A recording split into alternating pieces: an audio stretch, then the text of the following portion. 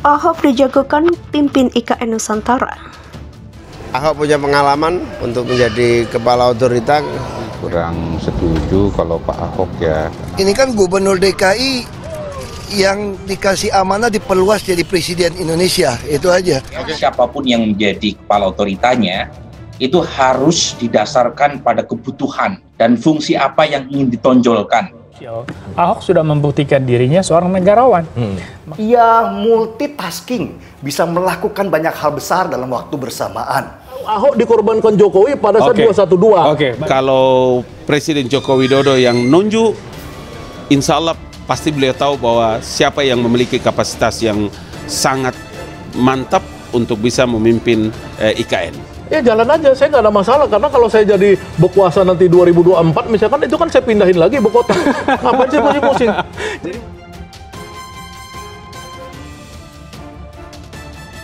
Proyek Ibu Kota Negara atau IKN baru bernama Nusantara di Kalimantan Timur tak hentinya menjadi bahan perbincangan masyarakat.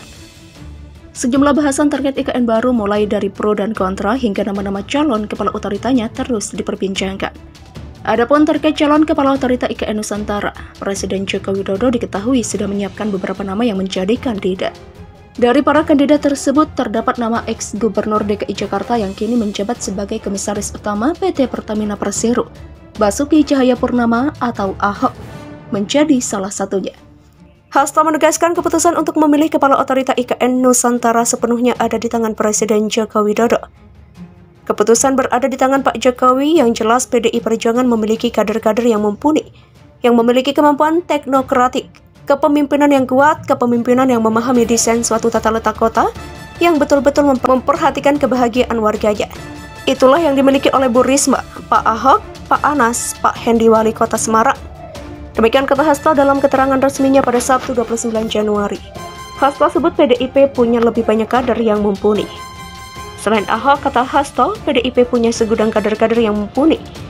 Dia menyebut nama-nama seperti Menteri Sosial yang juga mantan Wali Kota Surabaya Tri Risma Harini, mantan Bupati Banyuwangi Abdullah Aswar Anas, hingga Wali Kota Semarang Hendra Prihadi, merupakan kader PDIP yang dianggap sangat berprestasi sebagai kepala daerah.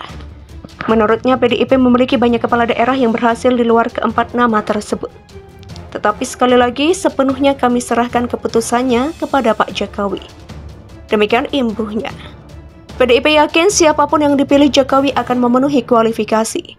Hasto meyakini siapapun yang dipilih oleh Jokowi nanti akan memenuhi kriteria kepala otorita IKN Nusantara. Dia menyebut calon kepala otorita IKN Nusantara tentunya harus memahami tentang tata kota yang baik. Jadi saya mendengar ada banyak nama yang telah disaring, dipertimbangkan oleh Bapak Presiden dan PDI Perjuangan meyakini siapapun yang ditetapkan itu memenuhi kualifikasi yang diharapkan PDIP. Demikian jelas Hasto. Ibu kota baru mengubah paradigma Indonesia sentris. Hasto menilai ibu kota negara adalah penjabaran koridor strategis yang dulu dirancang oleh Bung Karno dengan menjadikan Kalimantan dalam pandangan geopolitik Indonesia untuk menjadi pemimpin di dunia. Dan bagi Jokowi, lanjut Hasto, ibu kota negara baru ini mengubah paradigma pembangunan Indonesia sentris yang sebelumnya hanya difokuskan pada Indonesia bagian barat. Itu diubah dengan konsepsi Indonesia sentris yang menempatkan Kalimantan sebagai ibu kota negara. Itu dapat dilakukan dengan baik sebagai bentuk bagaimana perubahan paradigma Indonesia bagi dunia. Demikian ucap dia.